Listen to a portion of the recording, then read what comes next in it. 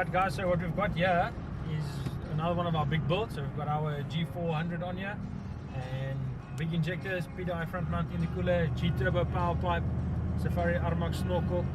So we're on the way to the dyno now. So this build's actually come from another company. This is why you've got to stick to the right places. We've been doing this for a while. We've tried and tested it. We've got our own cars that drive with the stuff. We drive it every day. We know what to do. Yeah, so it came from another company.